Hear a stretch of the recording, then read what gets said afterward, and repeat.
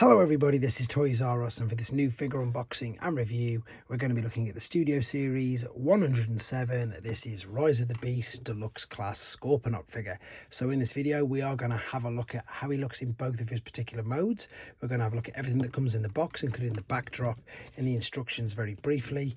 We're going to bring in some other Scorponok figures from the same toy line, and indeed some other figures from the toy line, just to see how he looks and displays with all of them. So quite a bit to get through with this video. So as I start to pop everything away, I'd like to remind anybody who's not subscribed to the channel to hit that subscribe button for me now, please, because it really will help me out.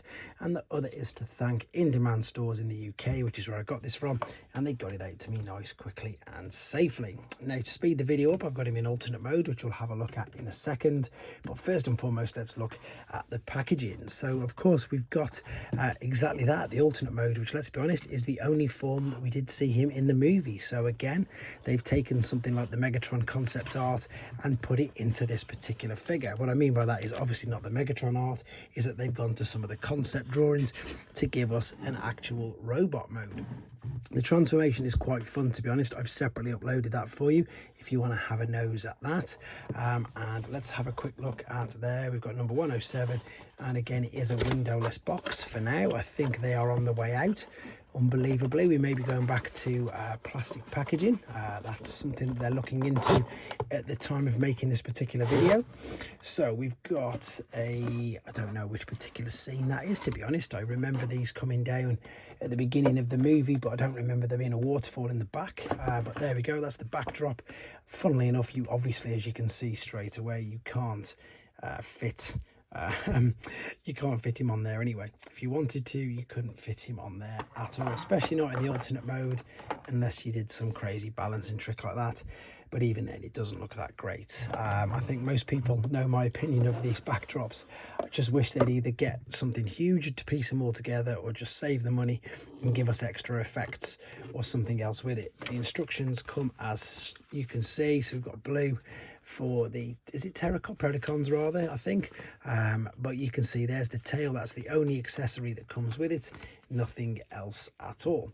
So let's have a look at him in the alternate mode then. I really like this, although it's again, anybody who knows me and my channel, I love Generation 1 Scorponok. That is my favorite figure of all time. There's some of the best memories ever of that particular figure. The movie ones, to be honest, don't have the same effect on me, but I think this one's pretty good, to be honest. Unfortunately, as I say, because the other movie versions of Scorponok I don't really like, I've moved them on, so I can't unfortunately compare any of them with this particular figure. I can bring out Mirage though, to give you an idea of just how big this is. It is a nice big deluxe figure, very big indeed. And then I can bring out the only other, I think there might have been another version or another Scorponok toy. This was the one that came with the Scourge that did the combining trick. That, again, there's a video of that on this channel. And this is, of course, the colour I think that we're used to perhaps seeing him in. We are, of course, going to get a redeco of this as Double Punch, which was another Scorpion, again from Generation 1 and from Beast Wars. The good thing about this is, though, there's loads of articulation. So the tail, of course, because it's an extra attachment, you can spin it side to side. Slightly. You can adjust this at the I was going to say the waist, I was going to say in the middle, which of course sort of is a waist, but there's 2 points of articulation on there. The detail on it looks great. I love the color scheme. Some of the purple's reflective, some of it's metallic looking, so it makes it look even better. There's like a knee joint hinge there. There is a full ankle on these hind legs. The middle legs, they do have knee joints, to be honest, but they are oh no, they don't have knee joints at all. There you go. They sort of supposed to have, look, because it's a ball and socket. I was perhaps just a little bit too, yeah, they just turn side to side, they don't go backwards. There you go. I've kept that in because at least now we all know, and you guys know, to not do that as well. The front, there's loads of articulation. Your roll, there's articulation there and in the claws at the front. Head sculpt looks spectacular, but to be honest, not much more really to say about this particular mode. Even though, as I say, this was exactly as we saw him in the movie. We're going to come back. He's going to be in his, well, in fact, I've just realised I've got a Kang Toys crab here. Let's bring that in very quickly as well, just to give you an idea. But there you go, that is definitely it for him. We're going to come back though now and see him in his robot mode. Okay then, back for the final time in his robot mode, and again this is brilliant, and it's a shame that we didn't get to see this in the movie at all. The colour scheme just works. I love the fact, as I say, that you've got some reflective and some dull purples, and it just really sets the whole figure off. Now I haven't attached the stinger or the tail just yet because there's a couple of ways you can use this. We've got an articulation point here at the back which you can move backwards and forwards, but what you can do is you can fold this over there, and then you see these cutouts here. This is where the hand or the claw is going to fit in. So on the inside of the forearm, tab that in there and then slot.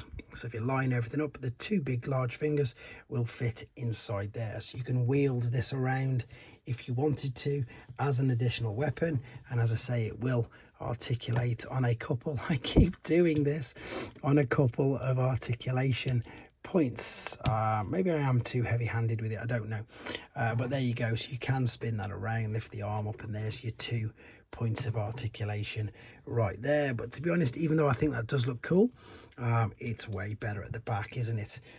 The legs on the back, they're not a pain in the bum, but you can move them around. You can turn these up if you wanted to as well, like so. Bring them over there, which doesn't look too bad, or you can turn them, if I move that one out of the way, you can turn these all the way around and tuck them in there. This isn't in the instructions, by the way. This is something I've been playing around with to try and sort of hide and cover them all up. Either way, you're not going to be able to put this on the shelf with a wall back there, A, because of the tail, and B, because of all this anyway. So there's loads. It's up to you how you want to have it displayed. I mean, if you wanted to, you can have him looking full on, as I say, like a scorpion, and just bring the legs all the way around and have them all visible if you want. It's up to yourself, but I think just tucked back and tucked out of the way a little bit is perhaps the best. The head is on a ball, so it will look up and down.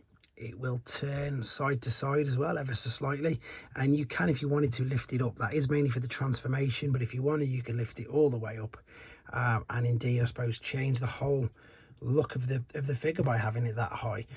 Click it back down. The shoulders will go up to the sides. They do get restricted by these giant claws. You've got a swivel underneath the shoulder. You've got bicep flexion, and the wrist is a ball and socket, so you've got a full wrist swivel. There is, to some degree, a waist swivel. You can see that is legitimately moving, even though it is from, I suppose, the crotch region, but then of course it's hugely hindered by all of the tail and the back kibble. There's a swivel at the top of the thigh. There is ball and socket joints in the thighs as well, so you can go right the way out. You can kick all the way forwards. You can go all the way back. And as I say, the swivel is there. There's a knee bend, and the foot is on a ball and socket as well. So again, huge amounts of articulation and huge amounts of playability for posing. Right, let me just see. I don't think there's anything else you can put inside the hands. None of the hands, by the looks of it, have got any 5mm ports or blast effects. You could put something in the forearm, but really with this figure, there's nothing else you can attach to it. And I don't think much more to say about it, to be honest. I've already talked about the paint apps and how good I think it looks. With regards to other figures in other toy lines, it is quite a small deluxe figure, to be honest. But it just seems to, saying that, and then of course you bring in a Bumblebee, and he looks, oh, so we've got a bee and a scorpion here, and he always looks, oh, I've messed it up now. There we go.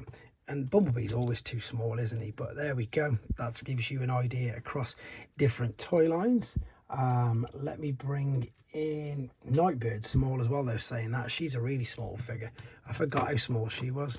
I'm going to angle that down to balance him out. There we go. I'm going to bring in Scourge as well. Scourge doesn't even fit in. He's that big. He's huge compared to that. Again, unfortunately, there's no robot mode with this. But that's pretty much, what else have we got? I can bring in Prime as well. So then we've got Voyager Deluxe.